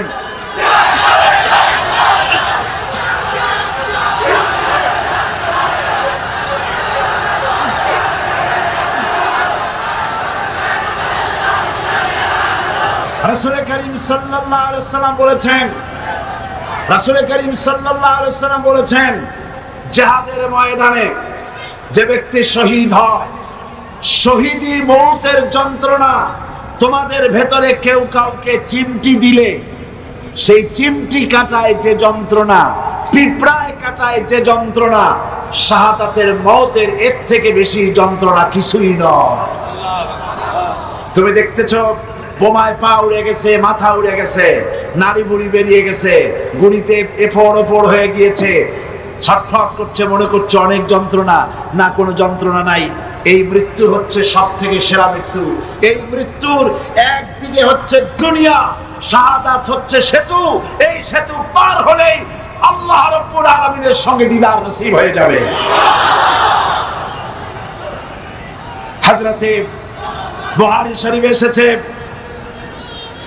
বুখারী শরীফে এসেছে রাসূল করিম সাল্লাল্লাহু আলাইহি ওয়াসাল্লামের হিজরতের পর আব্দুল উজ্জা নামক এক যুবক, 20 বছরের যুবক, এতিম, চাচার কাছে তিনি প্রতিপালিত হচ্ছিলেন।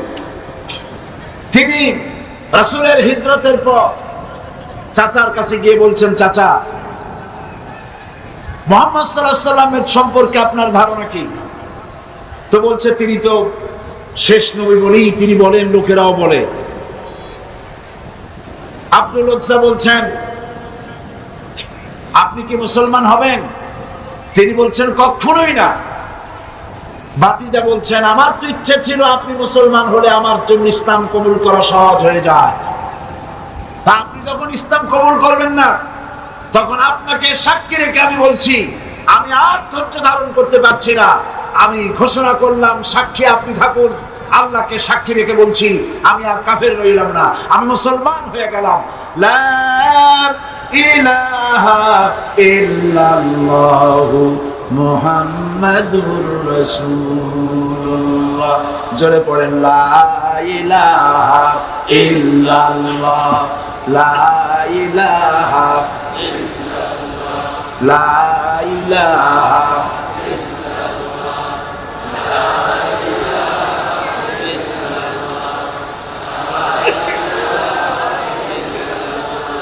লা ইলাহা ইল্লাল্লাহু মুহাম্মাদুর রাসূলুল্লাহ। চাচা বলছে, আব্দুল উজ্জা, তুমি কি জানো এর পরিণতি কি? কয় না, জানি না। পরিণতি হচ্ছে, তুমি যখন ইসলাম কবুল করেছো, আমি তোমাকে সোনা দানা দিয়েছি, বাড়ি ঘর দিয়েছি, উট ঘোড়া দিয়েছি, সব ফিরিয়ে দাও। তিনি বললেন, কোনো অসুবিধা নাই, সব ফিরিয়ে দিলাম, নিয়ে যান। বাবে জিবরিল থেকে ঢুকলেন, সেখানে তিনি বসে আছেন। রাসূল করিম সাল্লাল্লাহু আলাইহি সাল্লাম হুজরা শরীফ থেকে বেরিয়ে দেখেন এক যুবক, মাথার চুলগুলো এলোমেলো, চোখ কোটরগত, সফরের আসর তার চেহারার মধ্যে, হাঁটু বের করা, মসজিদে নববীতে বসা। তুমি কে? তিনি বললেন, আমার নাম আব্দুল উজ্জা। তোমার এই হালত কেন? তিনি ঘটনা শোনালেন। নবীজি বললেন, তোমার নাম আব্দুল উজ্জা নয়, তোমার নাম রেখে দিলাম আব্দুল্লাহ, তুমি আব্দুল্লাহ। হাদিস শরীফে এর নামই এসেছে, ওনার নামই এসেছে আব্দুল্লাহ যুলবাজাদাইন। তাকে নেওয়া হলো আসহাবে সুফফার কাছে, নিয়ে রাসূলুল্লাহ বললেন, একে কোরআন শরীফ শিখাও। আসহাবে সুফফা হচ্ছেন সেই সব সাহাবী যাদের বাড়ি নাই, ঘর নাই, স্ত্রী পুত্র কোথায় আছে খোঁজ নাই, যারা এখানে বসে আল্লাহর দ্বীনের জন্য ঘর বাড়ি নাই, এখানে বসে থাকেন, খাবার পাইলে খান, আর খাবার না পাইলে তারা বসে থাকেন। রাসূলুল্লাহর কাছে কোনো খাবার এসে তা দেওয়া হয়। আসহাবে সুফফার চবুতরা এখনো মসজিদে নববীর মধ্যে আছে। যারা হজ করতে গেছেন মদিনা মুনাওয়ারায়, তারা দেখেছেন। যারা যেতে পারেন নাই, আজকের এই তাফসীরের মাহফিলে দোয়া করি, আল্লাহ যেন এই মাহফিলে যত লোক এসেছে সমস্ত মুসলমান নরনারীকে একটা বার রাসূলুল্লাহর রওজায় গিয়ে সালাম দেওয়ার তৌফিক দান করে দেন। আল্লাহ পাক যেন হজ নসিব করে দেন। সাহাবায়ে কিরাম, আসহাবে সুফফা, আব্দুল উজ্জা কি, আব্দুল্লাহ কি কোরআন শরীফ শিখাইছেন, কোরআন শরীফ শেখাচ্ছেন, আর আব্দুল্লাহ জোরে জোরে কোরআন তেলাওয়াত করেন। তার চিৎকারে, জোরে জোরে তেলাওয়াতের কারণে সাহাবীরা ঘুমাইতে পারেন না, নামাজে ডিস্টার্ব হয়। রাসূলুল্লাহ আসছেন পরে, তারা বললেন, ইয়া রাসূলুল্লাহ, আব্দুল্লাহকে নিষেধ করুন, তার চিল্লানিতে আমরা নামাজ পড়তে পারি না, ঘুমাইতে পারি না, চিল্লায়া কোরআন শরীফ তেলাওয়াত করে। নবীজি বললেন, সাহাবীরা, আব্দুল্লাহকে চিল্লাইতে দাও, বাধা দিও না, কারণ তার ইসলাম কবুল করা বড় চড়া দাম দিয়ে ইসলাম কবুল করেছে, এই লুঙ্গিটাও আনতে পারে নাই। ইত্তাবসারে তাবুকের যুদ্ধের দামামা বেজেছে, রোমানদের সঙ্গে লড়াই হবে। নবীজি তাবুকের যুদ্ধের জন্য, জিহাদের জন্য চাঁদা চাইলেন, যার কাছে যা আছে আল্লাহর দ্বীন প্রতিষ্ঠার জন্য চাঁদা দাও। এই চাঁদা দেওয়া মাদ্রাসায় মসজিদে ইসলামের জেহাদে চাঁদা দেওয়া নতুন ব্যাপার নয়। আল্লাহর নবী নিজে ইসলামের জন্য টাকা চেয়েছেন, পয়সা চেয়েছেন। নবীজি যখন নিজে টাকা চেলেন, মেয়ে লোকেরা গলার হার খুলে দিলেন, কানের দুল, নাকের ফুল সব খুলে রাসূলের কদমের উপরে ছেড়ে দিতে লাগলেন। টাকা পয়সা সোনা দানার স্তূপ হয়ে গেল। হুজুর এদিক ওদিক তাকায় বলেন, সাহাবীরা সবাইকে তো দেখে আমার আবু বকর কোথায়? হযরত আবু বকর একটা খুঁটির আড়ালে দাঁড়ানো ছিলেন। তাকে যখন হুজুর ডাকলেন, সিদ্দিক আকবর রাদিয়াল্লাহু তাআলা আনহু তিনি খামের আড়াল থেকে বেরিয়ে আসলেন, হাতে ছোট্ট একটা থলি। সেই থলিটা হুজুরের হাতে তুলে দিলেন। নবীজি থলির মুখ খুলে ঢাললেন, কয়েক কেজি গম পড়ল আর কয়েকটা দিরহাম। হুজুর হযরত আবু বকরের দিকে তাকায় দেখেন, হযরত আবু বকরের চোখের পানি দাড়ি ভিজে ভিজে পড়ছে। নবীজি জিজ্ঞেস করলেন, আবু বকর, আল্লাহর নবী হযরত আবু বকরের এই দৃশ্য দেখে উপস্থিত সাহাবীদেরকে বললেন, ও সাহাবীরা, তোমরা আজকে সবাই মিলে তাবুকের জিহাদের যে চাঁদা দিয়েছো, যে সাহায্য করেছো, তোমাদের সকলের দানের তুলনায় আল্লাহ পাকের কাছে আবু বকরের দানের মর্যাদা বেশি হয়ে গেছে। তারা প্রশ্ন করলেন, তা কেমনে হলো? মনে মনে চিন্তা করলেন। নবীজি তাদের মনের অবস্থা বুঝতে পেরে আল্লাহ পাকের নবী জিজ্ঞেস করলেন, অমুক অমুক সাহাবী, তোমরা কি দিয়েছো আর বাড়িতে কত আছে? সবাই বললেন, এত দিয়েছি, এত আছে। হযরত ওসমান তো বলেছিলেন, আমার জীবনের সঞ্চিত সমস্ত সম্পদের অর্ধেক এনে নবীজির কদমে হাজির করেছি, আর অর্ধেক আমার বাড়ি আছে। প্রত্যেকেই বলেছে, এত দিয়েছি, এত আছে।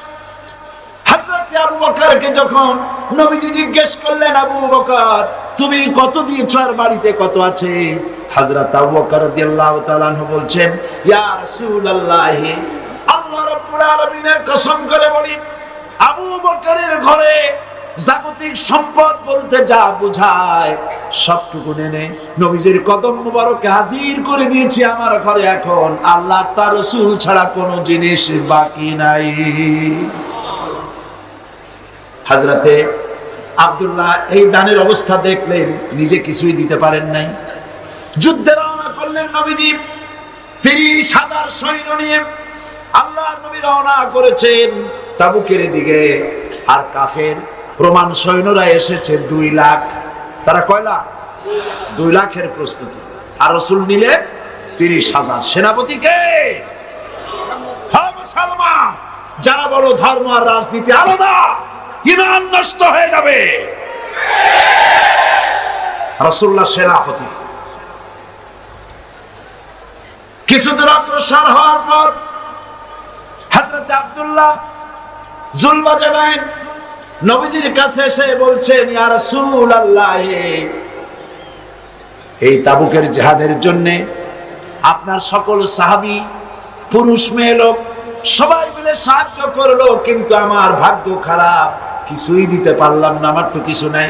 তবে হুজুর, আমি আপনার কাছে দোয়া চাই, আপনি আমার জন্য দোয়া করেন, আজকের এই জিহাদের ময়দানে আমি যেন আমার জীবনটা দিয়ে দিতে পারি।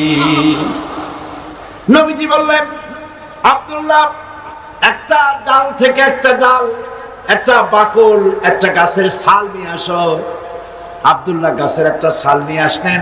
হুজুর, বুখারী শরীফের হাদিসে এসেছে, নবীজি ওই ছালটা নিয়ে হযরত আব্দুল্লাহর হাতে বেঁধে দিয়া বললেন, আল্লাহ, আমি আব্দুল্লাহর রক্ত কাফেরদের জন্য হারাম বানাইয়া দিলাম। হযরত আব্দুল্লাহ ডোকরে কেঁদে উঠলেন, বললেন, ইয়া রাসূলুল্লাহ, আমি চাইলাম জীবন দিতে, আর আপনি আমার রক্ত কাফেরদের জন্য হারাম করে দিলেন। নবীজি বললেন, আব্দুল্লাহ, এরপরে যদি তোমার মউত বিছানার উপরে হয়, তাবুর মধ্যে জ্বরেও যদি তোমার মউত হয়, আল্লাহ রাব্বুল আলামিন শাহাদাতের দরজা তোমারে দিয়ে দিবে। নবীজি তাবুকের মাঠে এলেন। কাফের বেঈমানেরা রাসূলুল্লাহ ৩০,০০০ সৈন্য নিয়ে আসছেন, এটা শুনে ২ লাখ ময়দান থেকে ভাগে গেছে। সুবহানাল্লাহ। জিহাদের সব যুদ্ধের সাহস আর হয়নি। রাসূলুল্লাহ ৩০,০০০ নিয়ে আসছে, ২ লাখ শেষ। হুজুর সেখানে আরাম ফরমালেন। কয়েকদিন পর নবীজির কাছে খবর এলো, ইয়া রাসূলুল্লাহ, আব্দুল্লাহ আজকে কদিন জ্বরে ভুগে তাঁবুর মধ্যে ইন্তেকাল করেছে। নবীজি বললেন, জানাজার ব্যবস্থা করো, গোসলের ব্যবস্থা করো, কাফনের ব্যবস্থা করো। কাফন গোসলের ব্যবস্থা হলো, জানাজার ব্যবস্থা হলো। নবীজি জানাজা পড়ালেন, আর এরপরে কবরের ভিতরে একজন নামলেন, পাশে একজন আলো ধরে দাঁড়িয়ে থাকলেন। কোন হ্যাসাক লাইট নাই, বৈদ্যুতিক লাইট নাই, কোন রকম করে একটা চেরাগ টিনটিন করে জ্বলছে, গভীর রাত। কবরের ভিতরে একজন নেমেছেন, একজন একটা আলো ধরে দাঁড়িয়ে আছেন, আর দুইজনের লাশ বহন করে। আমার বন্ধুগণ, রাসূল পাক সাল্লাল্লাহু আলাইহি ওয়াসাল্লাম জিহাদের ময়দানে সাহাবায়ে কেরামদেরকে প্রস্তুত করছেন জিহাদের জন্য। সাহাবীরা তৈরি হয়েছেন, লড়াই হবে মুতার প্রান্তরে। 3000 সাহাবীকে রাসূল রিক্রুট করলেন। 1 লক্ষ রোমান সৈন্য, তদানীন্তন পৃথিবীর সুপার পাওয়ার, সজ্জিত অস্ত্র সজ্জিত বাহিনী চলে এসেছে তারা মুতার প্রান্তরে। রাসূল 3000 তৈরি করলো, ওদিকে 1 লাখ আর এদিকে কয় হাজার। হুজুর নিজে এই জিহাদে যাননি। রাসূল পাক বললেন, এই জিহাদের ময়দানে সেনাপতির দায়িত্ব পালন করবে আমার পালক পুত্র যায়েদ। কোথায় তুমি? যায়েদ দাঁড়িয়ে গেলেন। 2 নম্বরে এই জিহাদের সেনাপতির দায়িত্ব পালন করবে আমার চাচাতো ভাই জাফর বিন আবি তালেব। কোথায়? দাঁড়িয়ে গেলেন তিনি।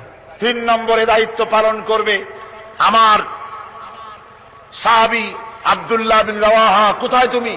তিনিও দাঁড়িয়ে গেলেন। রাসূল তাদেরকে বললেন যে তোমরা চলে যাও, তোমাদের ঘরে গিয়ে বিবি বাল বাচ্চা মা বাপের কাছ থেকে সালাম করে আসো। আমার বন্ধুগণ, জিহাদের ময়দানে সেনাপতি কয়জন লাগে? হুজুর বললেন কয়জনের কথা? 3 জনের কথা। তার মানে হলো কারো বুঝতে কোনো কষ্ট রইল না, এই জিহাদের ময়দানে 3 জনের নাম যে নবীজি ঘোষণা করেছেন, এর ভিতর থেকে একজনও ফিরে আসবে না। বোঝা হয়ে গিয়েছে। হযরতে যায়েদ বলেন, ইয়া রাসূলুল্লাহ, আমার আব্বা জান, আমি আপনার পালক পুত্র, আপনি অর্ডার করেছেন। আমার মা হযরত আয়েশা ঘরে বসে শুনেছেন। আমার তো আর যাওয়ার দরকার নাই, কারো কাছে বলারও দরকার নাই। হযরতে জাফর বিন আবি তালেব চলে গেলেন নিজের বাড়িতে। যে ডাক দিয়ে বলে, বিবিরে, আল্লাহ রাসূল আমাকে জিহাদের ময়দানে সেনাপতির দায়িত্ব দিয়েছেন। আমি তোমাকে বলতে এসেছি, সালাম করতে এলাম। তোমার সঙ্গে একসঙ্গে দীর্ঘদিন আমি ছিলাম, কোন হক তোমার আদায় করতে হয়তো পারি নাই, হয়তো জুলুম করেছি, অথবা আমার দ্বারা তোমার অধিকার নষ্ট হয়েছে। কিছু যদি কোনো ভুল ত্রুটি হয়ে থাকে, আল্লাহর হস্তে আমারে মাফ করে দিও। বিবি বলে, প্রাণের স্বামী, রাসূলুল্লাহ আপনাকে জিহাদের ময়দানের জন্য নির্বাচিত করেছেন, আমি আপনাকে ফিরে থাকতে বলতে পারবো না। সুতরাং আমি আল্লাহর দরবারে দোয়া করি। স্ত্রী হাত তুলে বলেন, রব্বুল আলামিন, আমার প্রাণের স্বামী জাফরকে জিহাদের ময়দান থেকে গাজী বানায়া আমার ঘরের ভিতরে তুমি তাকে দয়া করে ফিরাইয়া দিও।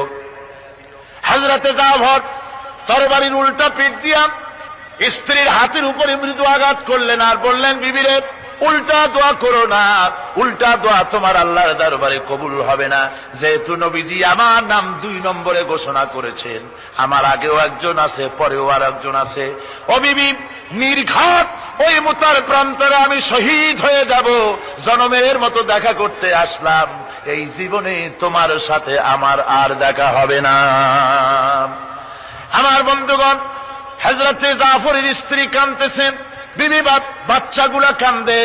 হযরতে জাফর বলেন, বিবিরে, এই বাচ্চাগুলি রেখে গেলাম, যে রাস্তায় আমি জীবন দিতে যাচ্ছি, এই রাস্তায় আমার ছেলেগুলোকে তুমি তৈরি করবে। সালাম করে তিনি চললেন। বিবি কাটা কবুতরের মতো জমিনে ছটফট করতেছে, কাঁদতেছি, আর পিছনে পিছনে ছোট্ট ছোট্ট ছেলে মেয়েগুলি আব্বা আব্বা বলে চিৎকার মেরে দৌড়াতেছি। হযরতে জাফর একবারও পিছনের দিকে তাকায় দেখলেন না কারা কান্দে।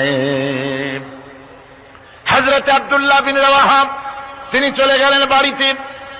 হযরতে আব্দুল্লাহ বিন রাওয়াহা বাড়িতে গিয়ে, সেই রাত্র ছিল তার বাসর সজ্জা, ফুল সজ্জার রাত ছিল।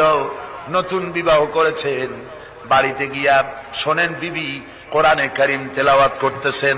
হযরতে আব্দুল্লাহ বলেন রুমের বাইরে দাঁড়িয়ে, বিবি রে, আমি তোমার স্বামী আব্দুল্লাহ এসেছি, আমার সালাম নাও, কোরআন পড়া একটু বন্ধ করো। রাসূলুল্লাহ আমাকে জিহাদের সেনাপতি বানিয়েছেন, আমি জিহাদে যেতেছি, নতুন বিবাহ হলো, কোনো হক তোমার আদায় করতে পারি নাই, তুমি আমাকে মাফ করে দিও, আল্লাহর হস্তে আমার উপর কোনো দাবি রেখো না। বিবি বলে প্রাণের স্বামী, কোনদিন আপনাকে দেখি নাই, কোন রকম একটু দেখেছি, আর আমি মদিনার এক সুন্দরী মেয়ে, আপনি আমাকে ভালো করে দেখলেন না। আমার প্রাণের স্বামী, একবার আপনি ঘরে আসেন। স্বামী বলে ওগো স্ত্রী, ঘরের ভিতরে আমি যাব না, ঘরের ভিতরে গেলে বলে তোমাকে দেখলে আমার মনের ভিতরে প্রেম ডাকবে, তোমার প্রতি আমার ভালোবাসা জন্মাবে, আমি ঘরের ভিতরে ঢুকতে চাই না।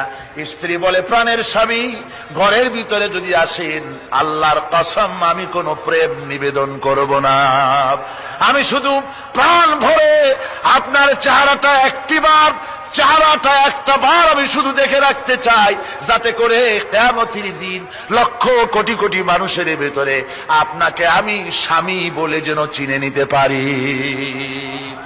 হযরতে আব্দুল্লাহ বলেন ওগো স্ত্রী, যদি এই ইরাদা তোমার হয়, আর যদি তুমি ধৈর্য ধারণ করে থাকতে পারো, তাহলে কিয়ামতের দিন আল্লাহ রাব্বুল আলামিন আমি যার জন্য জান দিতে যেতেছি, ওই মাবুদ মেহেরবান জান্নাতের ভেতরে তোমাকে আমাকে স্বামী স্ত্রী হিসাবে পরিচয় করাইয়া দিবেন। 3000 সৈন্য নিয়ে সাহাবায়ে কেরাম আর এই সেনাপতি সব চললেন। মুতার প্রান্তরে লড়াই হলো। এই লড়াইয়ের ময়দানে হযরতে যায়েদ অনেকগুলি কাফির সৈন্যকে জাহান্নামে পাঠিয়ে দিয়ে তিনি নিজেও শহীদ হয়ে গেলেন। এবার জাফর হাতে তরবারি, আর এক হাতে ঝান্ডা নিয়ে এগোচ্ছেন সামনের দিকে। কাফেরেরা হযরত জাফরকে ঘিরে ফেলে দিল। আমার বন্ধুগণ, কাফেরেরা ঘিরে ধরে তরবারির আঘাত করলো জাফরের ডান হাতে, ডান হাত কেটে ঝুলে পড়লো। হযরতে জাফর এবার বাম হাতে তরবারি উঁচু করে ধরেছেন, এবার বাম হাতে কোপ দিল ওরা। এই কাটা দুইটা হাত দিয়ে বুকের সাথে হযরতে জাফর ইসলামের পতাকাটাকে জড়ায় ধরলেন। পাশের সাহাবীকে ডেকে বলেন, ও রাসূলুল্লাহর সাহাবী শোনো, আল্লাহর নবীকে আমার সালাম বলে দিও, আর শোনায়া দিও, জীবনের শেষ মুহূর্ত পর্যন্ত ইসলামের পতাকা উঁচু করে রেখেছিলাম, মাটিতে পড়তে দেই নাই। আমার মনে হয় আমি এখন শহীদ হয়ে যাব, যেহেতু আমি এখন আমার নাকের ভিতরে আল্লাহর জান্নাতের সুঘ্রাণ পেতেছি। হযরতে জাফর শহীদ হয়ে গেলেন। হযরতে আব্দুল্লাহ বিন রাওয়াহা, হযরতে আবু উবাইদা দুজনে মিলে ছুটলেন ঝান্ডা ধরার জন্য। ওনারা বলেন এগিয়ে গিয়ে দেখি সামনের পরে দূরে পতাকা উঠতেছে। ভাবলাম আমরা যাওয়ার আগে ইসলামের পতাকা কে ধারণ করলো। কাছে গিয়ে দেখি হযরতে জাফরের ডান হাত কাটা, বাম হাত কাটা, দুইটা পা কাটা, দেহটা একদিকে পড়ে আছে, আর শুধু মাথাটা এক পাশে পড়ে থেকে ইসলামের পতাকা কামড়ায় ধরে উঁচু করে রেখে দিয়েছে। আমার বন্ধুগণ, হযরতে আবু উবাইদা বলেন আমি হযরতে সাদের, হযরতে জাফরের হাত পা মাথা মস্তক একত্রিত করে তার পা থেকে শুরু করে মাথা পর্যন্ত চুমা খাইলাম। তাকে জানাজা করে দাফন করে রাখলাম কবরের ভিতরে। রাতের বেলায় স্বপ্নে দেখি হযরতে জাফর আল্লাহর জান্নাতের ভিতরে ফেরেশতাদের সঙ্গে উড়ে বেড়াতেছেন। আমি জিজ্ঞেস করলাম, ও জাফর, আল্লাহ তোমার সাথে কি ব্যবহার করেছেন? হযরতে জাফর বলেছেন, ওগো আবু উবাইদা, আল্লাহ রাব্বুল আলামিন আমাকে বলেছেন, জাফর রে, আমি তোমার শাহাদাতে খুশি হয়েছি, তুমি আমার কাছে আর কি চাও? হযরতে জাফর বলেন, আয় আল্লাহ পাক, কিচ্ছু চাই না, শুধু একটা দাবি, দুনিয়ায় তুমি মেহেরবানি করে আমাকে পাঠায়া দাও আর একবার যদি যেতে পারি, তাহলে তোমার দুনিয়ার বুকে তোমার দিন কায়েমের জন্য কাফেরদের বিরুদ্ধে লড়াই করে আমার জীবনটা আর একবার দিয়ে আসি।